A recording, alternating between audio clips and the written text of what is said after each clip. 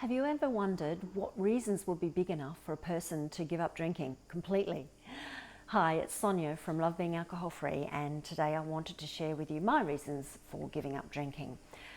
Because I'm often asked by friends who have learnt, that I have, why, what made me make the decision.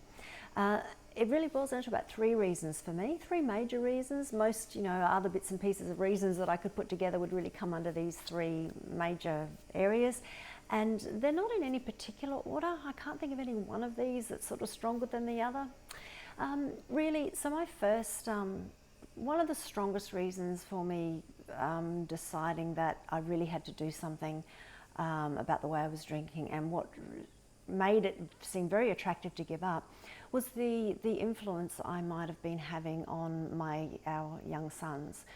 Tony and I have three sons, varying in age. Our eldest is a teenager, and our second eldest is going to be a teenager this year. And children really do absorb and use as role models what their parents do and what the adults around them do. Well, we know that. I was brought up in a family where alcohol was everyone was very open about drinking alcohol whenever they wanted, and there were parties, and it wasn't wild drunken parties, but they were, fairly lively. And I was introduced to that from a very young age and involved in it. I'm not suggesting that that's wrong, right or wrong, but it is the influence. This societal, this peer group, just this common acceptance is one of the factors that really influences whether a person drinks or not. And I do know that had an impact on me.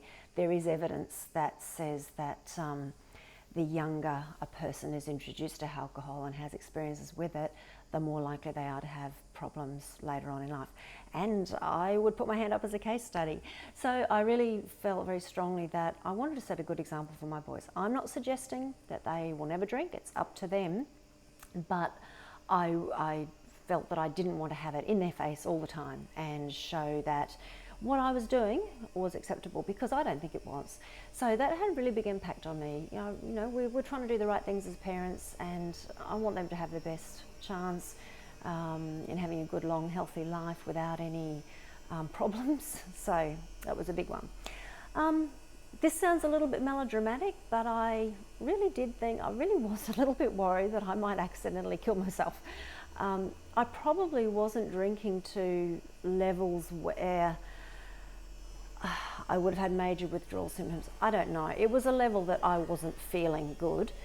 But as I went into my 40s and mid-40s, and as my age progressed, I found that my body was reacting differently to the same level of alcohol. I was having a worse effect, I suppose. It affected me more quickly, and the side effects seemed worse. The headache seemed worse, or I just didn't seem to cope with it as well as I had when I was younger. So I think our bodies change, and I know women have a different reaction from men. So there are actual biological or physiological changes, whatever you call them, or effects.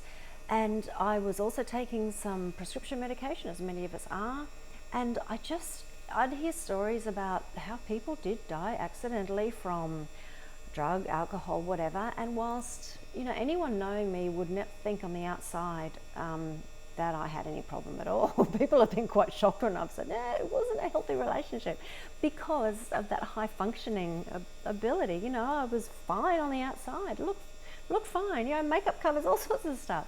I wasn't drink driving, and I wasn't beating anyone up, and I wasn't in the gutter. It doesn't mean there isn't a problem. So I really felt strongly that, when you put a lot of chemicals in your body, alcohol's a chemical, prescription drugs are a chemical, I just didn't want to be someone who accidentally tipped, the scales just too far. How do you know where the limit is? How do you know what your body can handle? So I kind of thought, I really don't want to do that. And I didn't want it to get further out of control. So, seriously, that was something for me. And another thing was that, and I guess, just on the back of that last comment, I still want to live a long, healthy life. And I don't think by pouring all of those chemicals into me, I was going to achieve that. So that was a big thing. So my third reason, I did strongly believe that by, I guess, is it sedating ourselves? What do? We medicate ourselves. I've had a hard day, I need a drink, or you know, I feel stressed or anxious, or I feel a bit down. You know, I need a drink. I just felt that I needed to become. I really wanted to become the person that I know I can be, and achieve things that I wanted to achieve, and complete things, and like write that book, and finish the house renovation, and do those trips and holidays with the boys. And when I was doing what I was doing with alcohol, I wasn't able to really achieve the best that I could. I knew that. And since I have changed my lifestyle, I'm having greater success. It's been a process. It hasn't been an overnight thing. Giving up drinking was one part of it. There's other areas that I have worked on, and they're the sorts of things that I've realised are so powerful, and why I'm participating contributing so much time to this blog and this cause that we now have, because I realise that all the things that I've learned can be something that can help other people. So definitely having a few drinks in the evening, however many that is, making you sleepy, making you not finish off bits and pieces, and then making you feel shocking the next day, you're not in peak performance. I've always been someone who's been pretty ambitious and wanted to achieve great things and do a lot, and you just can't do that when you're not feeling good and healthy, and when your mind's a bit foggy, or when you're trying to get over a hangover. So I know now, in hindsight, looking back, I know that the way I was chilling out or trying to escape through numbing myself with alcohol was standing in the way of me completing projects and things that I wanted to do. And I'm achieving things now and becoming much more productive and learning an awful lot more. And that ties back into being a good example for the people around me and being able to help others. My success can help a lot of people, but my failure doesn't help anybody. It drags them down and stops them maybe from getting towards their successes. So they're my three reasons.